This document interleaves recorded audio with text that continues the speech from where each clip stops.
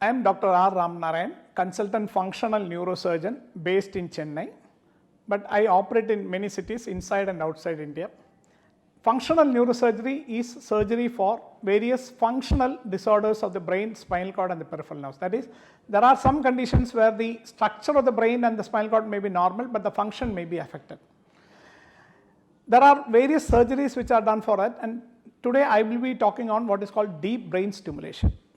As the name implies, deep brain stimulation involves stimulating various structures of the brain which are at a depth from the surface of the brain, surface of the head. That is why these surgeries are called deep brain stimulation. There are many indications for deep brain stimulation. The commonest indication and the oldest and the commonest indication is Parkinson's disease.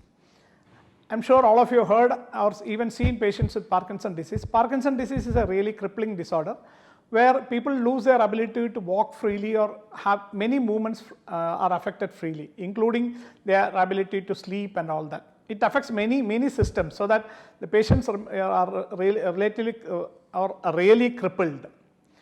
So Parkinson's disease can be treated with medications in the initial stages, but unfortunately in most patients either the medicines start losing their efficacy or the drugs start producing side effects like dyskinesias, hallucinations, things like that.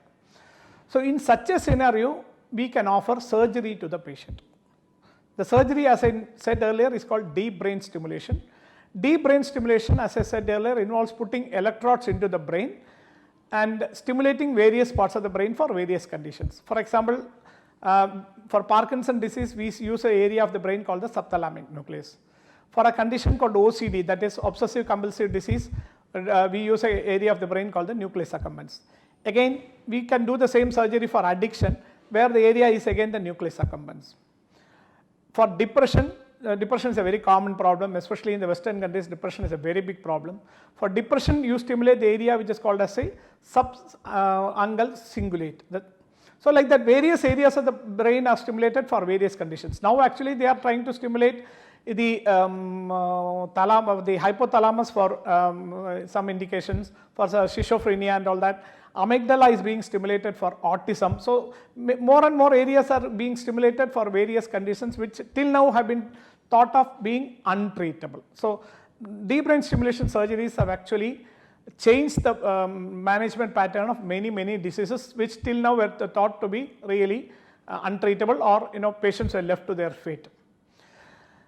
Deep brain stimulation surgeries are very simple surgeries. The surgeries are done most of the time under local anesthesia, and in my practice, patients are in the hospital only for 48 hours, less than 48 hours. That is, they get admitted today, get operated tomorrow and go out of the hospital by the day after tomorrow. The only exception being in patients with diabetes, where I keep them for more time for the control of diabetes, not for the disease but control of the diabetes. The surgeries, as I said earlier, is under local anesthesia and through very small burr holes. In fact, the burr holes are of only the little finger size. It's not big, there's no big cuts, no big this thing, because one of the commonest things patients when they come to me is their fear of big cuts and cutting the skull and all that. Here nothing of that sort happens. So the electrodes are put to very small what you call pinhole burr holes. It's all a pinhole surgery, not even keyhole, it's a pinhole surgery. Very small incisions, very small hole in the skull, and the electrodes are all very small, almost about a millimeter size electrodes, and these are inserted into the various parts of the brain for various conditions, as I said earlier. And then these electrodes are connected through wires under the skin to batteries which is placed usually on the left side of the chest. Why the left side is because by convention, we are all right-handers, and it's easy for the patient to control the parameters of the battery using a mouse which we give so that the patient can control the current. So that is why it's usually put on the left side.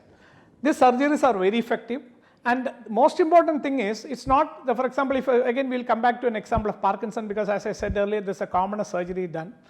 This surgery is not for everybody.